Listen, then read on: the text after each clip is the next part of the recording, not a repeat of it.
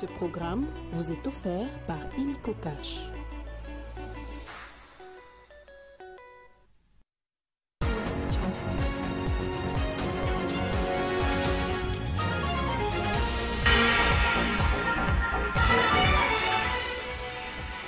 À l'occasion du Nouvel An 2025, le chef de l'État a accordé une mesure collective de grâce présidentielle à quelques prisonniers.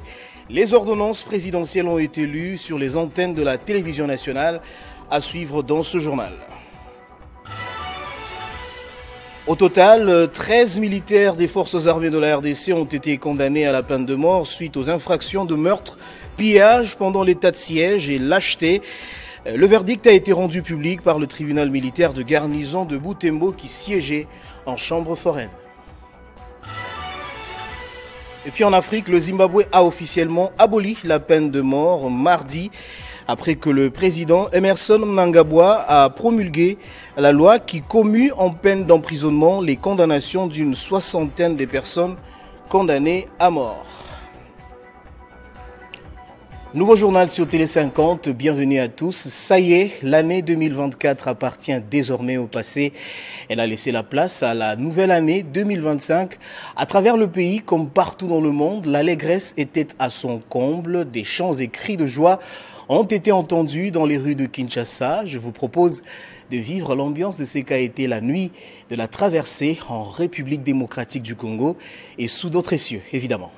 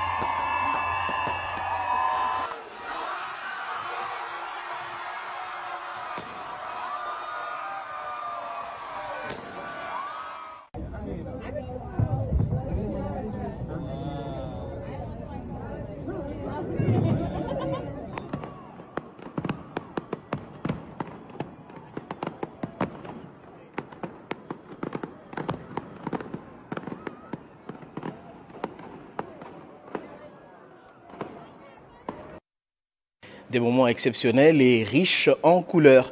À l'occasion du Nouvel An 2025, justement, le chef de l'État n'a pas tenu son discours traditionnel, mais a accordé une mesure collective de grâce présidentielle à quelques prisonniers. L'ordonnance présidentielle a été lue sur les antennes de la radio-télévision nationale congolaise. Je vous propose de les suivre. Le président de la République, vu la Constitution telle qu'elle est modifiée par la loi numéro 11/002 du 20 janvier 2011 portant révision de certains articles de la Constitution de la République démocratique du Congo du 18 février 2006, spécialement en ses articles 69, 79, 87 et 221, voulant marquer d'un sentiment particulier d'humanité, de pardon et de clémence la clôture de l'année 2024 ainsi que les festivités de Nouvel An 2025, sur proposition du ministre d'État, ministre de la Justice et garde des Sceaux, ordonne. Article 1er. La remise de la peine restant à exécuter est accordée à toute personne condamnée à une peine de servitude pénale ou des travaux forcés inférieure à 5 ans par décision judiciaire devenue irrévocable à la date du 31 décembre 2024. Article 2. La réduction de 5 ans de la peine restant à exécuter est accordée à toute personne condamnée à une peine de servitude pénale ou des travaux forcés égale ou supérieure à 5 ans par décision judiciaire devenue irrévocable à la date du 31 décembre 2024. Article 3. La commutation de la peine de mort en celle de servitude pénale à perpétuité est accordée à toute personne condamnée par décision judiciaire devenue irrévocable à la date du 31 décembre 2024. Article 4. La commutation de la peine de servitude pénale à perpétuité à celle de 20 ans des servitudes pénales principales est accordée à toute personne condamnée par décision judiciaire devenue irrévocable à la date du 31 décembre 2024.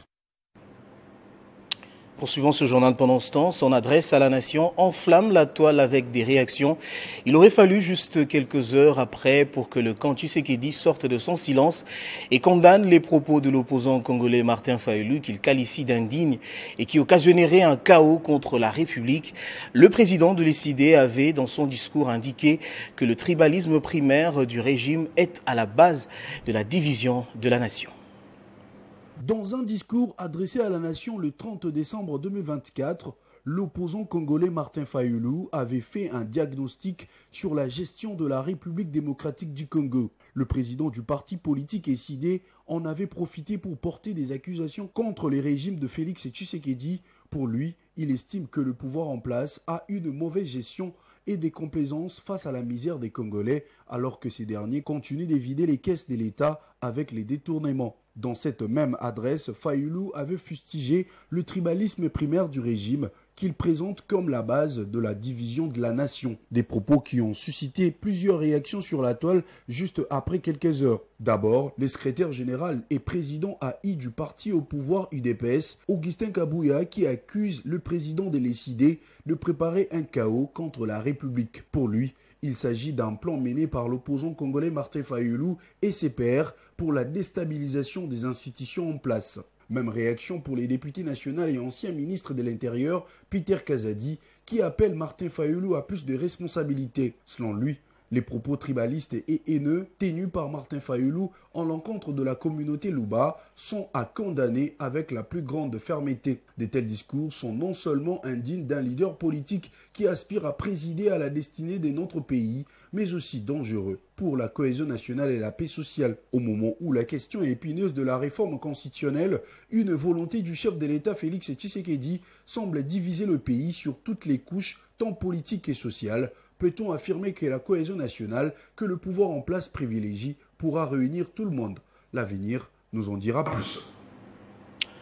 Et puis en justice militaire, 17 condamnations et 6 acquittements. Tel a été le verdict rendu à Lubero par le tribunal militaire garnison de Butembo.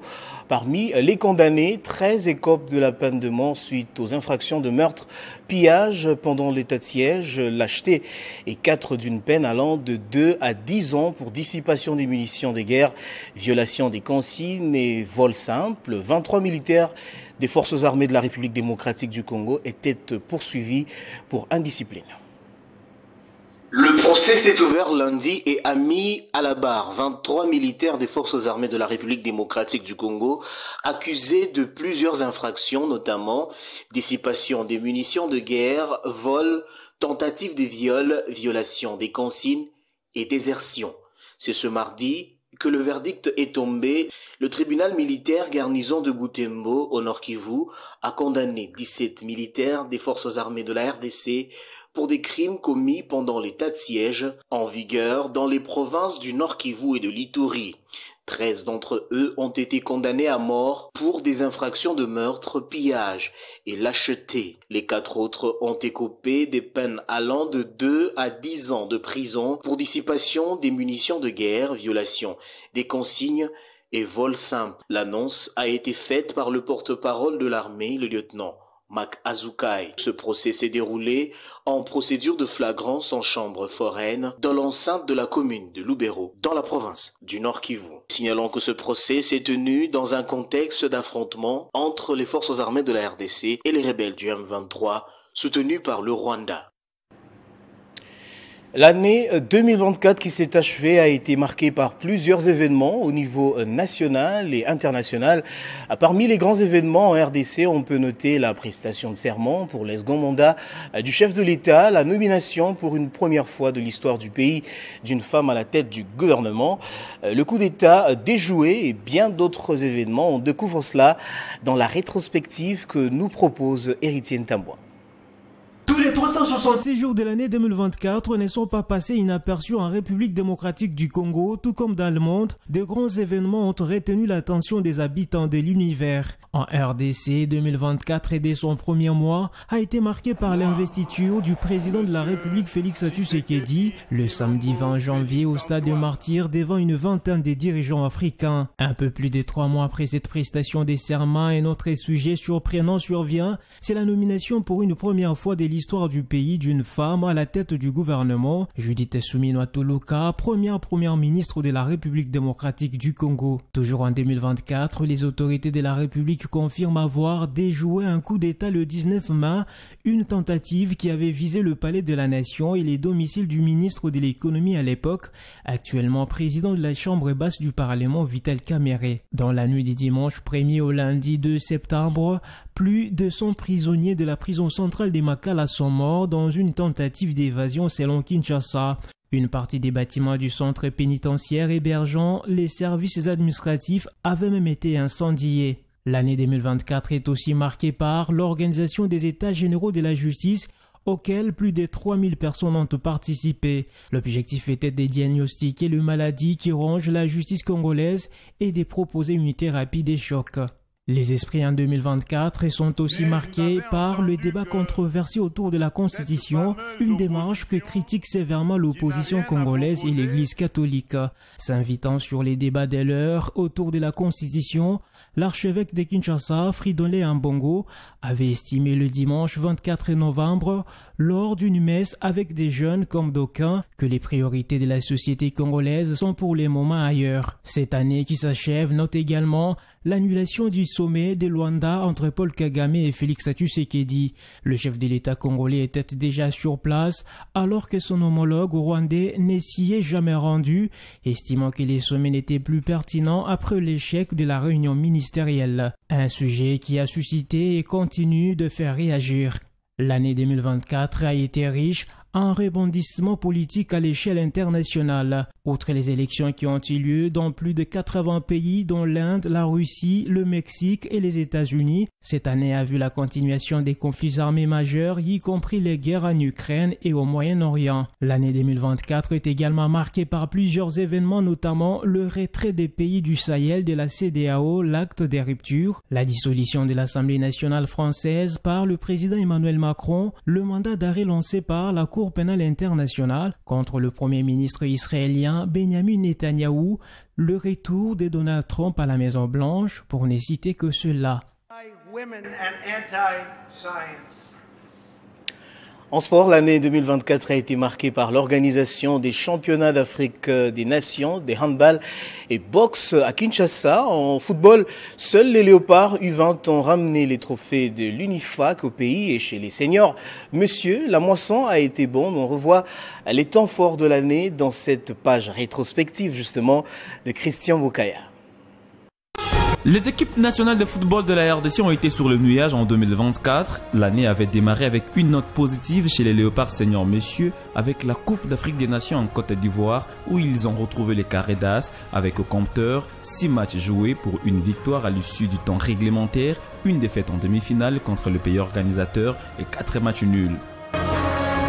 La même année, les Léopards ont validé leur ticket pour la CAN 2025 qui se jouera au Maroc. Les Fauves avaient démarré cette campagne en pompe, décrochant ainsi leur ticket à l'issue de la 4e journée avant de sombrer lors de 2 dernières journées, respectivement contre la Guinée et l'Éthiopie.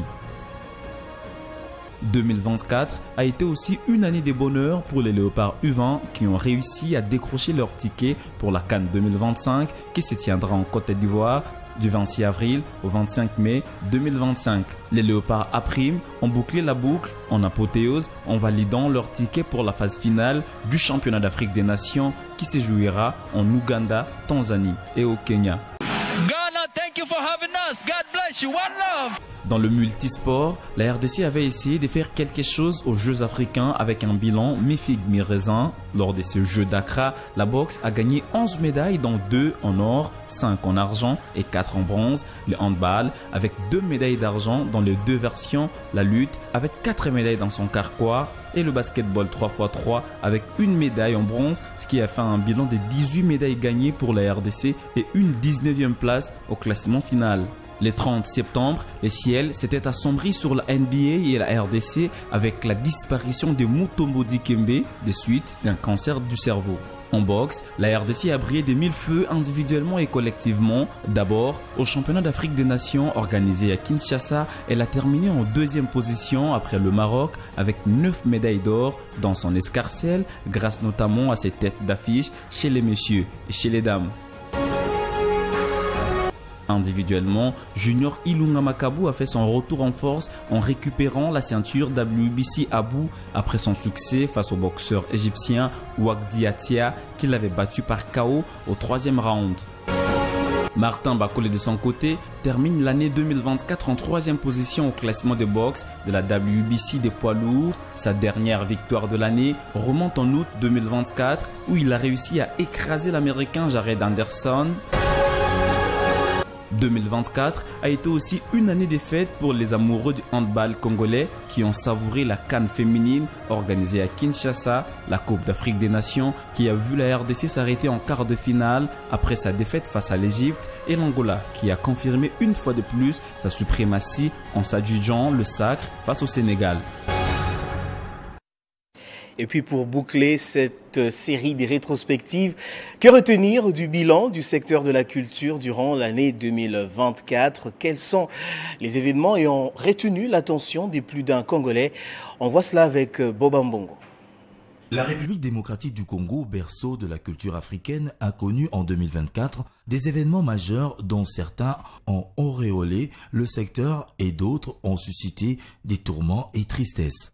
Sur le plan réglementaire, la ministre de la Culture, Arts et Patrimoine, Yolande Elébé, fort de son statut de culturel, a fait valider au Conseil des ministres le projet de loi portant politique culturelle de la République démocratique du Congo, dont le texte fixe les principes fondamentaux liés notamment au financement du secteur de la culture, à la protection et à la promotion des langues nationales et locales, à la politique de restitution des biens culturels exportés illicitement à l'étranger, à l'économie de la culture et à la promotion des arts. L'on retiendra, dans le volet des infrastructures, l'inauguration par le chef de l'État du Centre culturel et artistique pour les pays de l'Afrique centrale, fruit d'un partenariat agissant entre la Chine et la RDC, symbolisant une vision ambitieuse d'une RDC en pleine transformation où la culture est un levier essentiel de développement économique et social.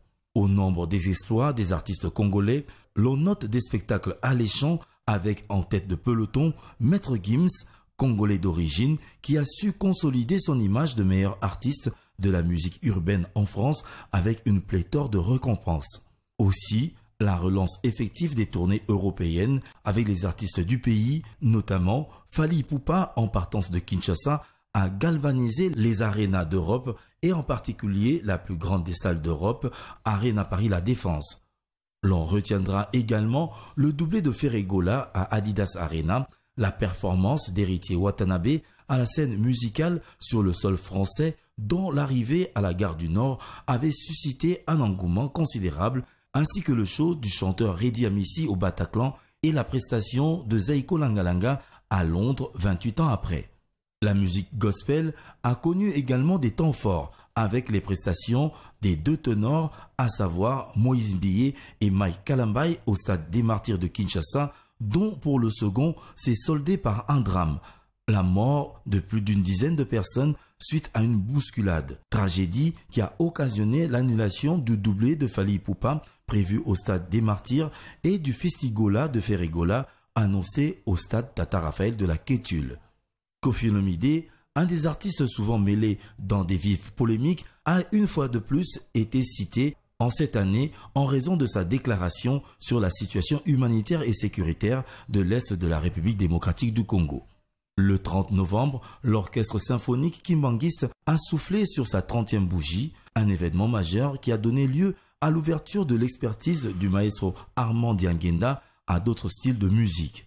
L'univers humoristique n'est pas resté en léthargie. Il s'est plutôt distingué. L'exploit de l'humoriste Herman Amissi, dont la citation « Restez surveiller le fleuve » lancée à l'endroit de l'équipe de football du Congo-Brazzaville, avait suscité un engouement sans précédent au-delà du continent noir. Il y a lieu d'épingler aussi la série des spectacles des comédiens de Kinshasa comme Essobé, Roncia Koukiel, Aïda et autres à Paris et à Bruxelles. Beau le Congo-Kinshasa, belle aussi cette aventure relancée à travers Miss Universe 2024 au Mexique. 39 ans après, la RDC est remontée sur les planches d'une compétition de la beauté mondiale grâce à Hilda Amani, vainqueur de cet événement au niveau national. Cependant, en cette année 2024 qui s'achève, la sphère culturelle RD congolaise a enregistré des pertes à la suite de la disparition de quelques-uns de ses acteurs majeurs. Le guitariste et auteur-compositeur Papa Noël Nédoulé à Paris, Bovik Chamar, un des anciens de l'orchestre Afrisa International aux États-Unis d'Amérique, après une longue maladie, Petit Pierre Yantoula a rendu l'âme à la veille du 60e anniversaire de l'indépendance de la République démocratique du Congo, événement qu'il avait vécu le 30 juin 1960. Le chanteur Michel Boyibanda, décédé en octobre, Diato Lukoki à Paris, Oscar Diabanza du Ballet National en septembre, le précurseur de l'art de l'animation en Afrique centrale, Nono Monjoloku, qui a succédé à son compère Doudou Adoula du groupe Zaiko Lenga, l'artiste musicien.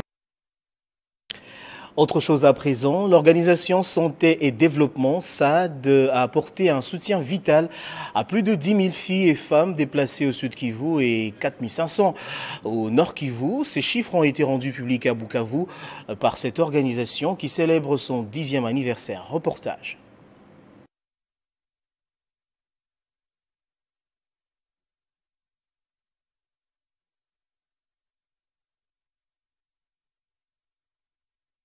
Lors de ces face-à-face avec la presse sous format d'une émission tenue à Bukavu, Dr Joseph Kakisingi, directeur des SAD, a souligné l'importance de fournir des réponses humanitaires de qualité adaptées aux besoins locaux en matière de santé, de logistique et d'inclusion. Nous sommes dans la santé, santé mère-enfant, nous sommes dans la santé mentale et nous sommes dans la nutrition. Et ensuite, nous avons développé des programmes de sécurité alimentaire avec des programmes vraiment basés sur les besoins communautaires et les réponses locales pour adapter aux besoins. Et ensuite, nous sommes dans les réponses menées par la communauté qui est une approche multisectorielle qui nous amène à réaliser avec des communautés des projets aussi bien dans la santé, dans les roches, dans les développements. 4 approches principales de l'organisation sont les actions humanitaires anticipatoires, la réduction des risques et des catastrophes et d'autres initiatives visant à améliorer la résilience des communautés locales, a indiqué les chargés des programmes des SAD. SAD cherche à révolutionner l'apport de l'aide humanitaire en se basant sur la philosophie de la localisation de l'aide humanitaire. C'est la communauté qui souffre. Et c'est la communauté qui fait les premières interventions et qui fait les dernières interventions. Les responsables du suivi et de l'évaluation chez SAD a souligné que plus de 3600 consultations médicales ont été réalisées, permettant à de nombreuses personnes de retrouver une santé normale. En outre, 425 enfants sévèrement malnutris ont été assistés. Nous avons mis en place ce qu'on appelle les protocoles d'action anticipatoire, qui essaient de regorger toutes les informations liées au développement d'une entité pour faire face à tous les chocs possibles qui puissent survenir.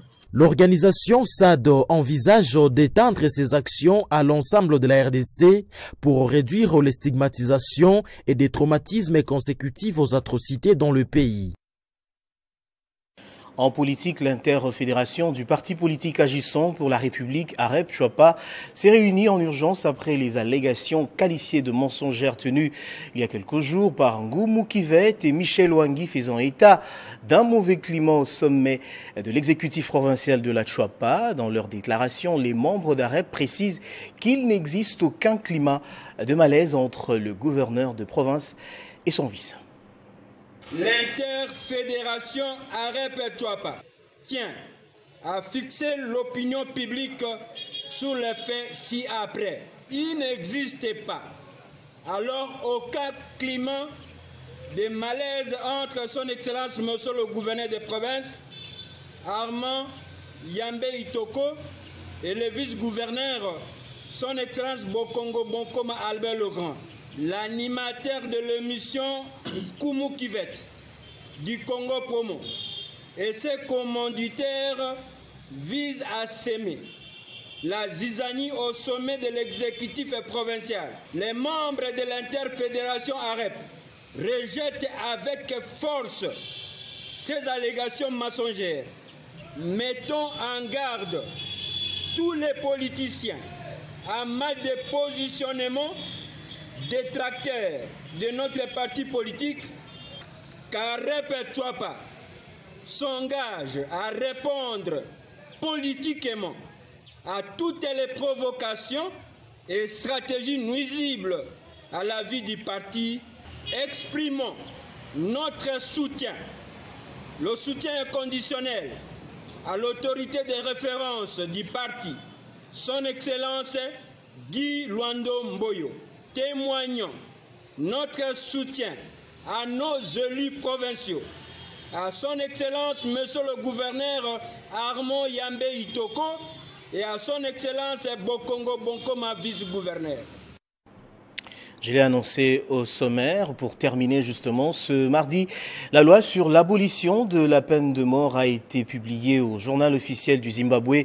Son président Emerson Mnangagwa a ainsi commué aux peines d'emprisonnement les condamnations d'une soixantaine des condamnés à mort. Un moratoire sur les exécutions était en vigueur dans le pays depuis 2005. Mais les tribunaux ont continué à prononcer la peine capitale pour des crimes tels que le meurtre, la trahison et le terrorisme. On va prendre les rappels des titres à présent. À l'occasion du nouvel an 2025, le chef de l'État a accordé une mesure collective de grâce présidentielle à quelques prisonniers. Les ordonnances ont été lues sur les antennes de la télévision nationale. En justice militaire, au total, 13 soldats des forces armées de la RDC ont été condamnés à la peine de mort suite aux infractions de meurtre, pillage pendant l'état de siège et lâcheté. Le verdict a été rendu public par le tribunal militaire de garnison de Butembo qui siégeait en chambre foraine. Et puis le Zimbabwe a officiellement aboli la peine de mort mardi après que le président Emerson Mnangagwa a promulgué une loi qui commue en peine d'emprisonnement les condamnations d'une soixantaine de personnes condamnées à mort. Voilà qui boucle complètement ce journal, mesdames et messieurs. Je vous remercie de l'avoir suivi dès partout dans le monde grâce à Télé 50 et bonne année.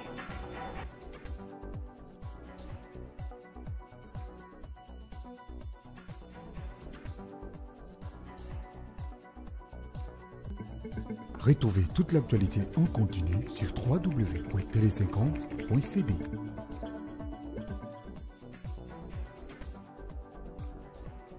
Ce programme vous a été offert par Illico Cash.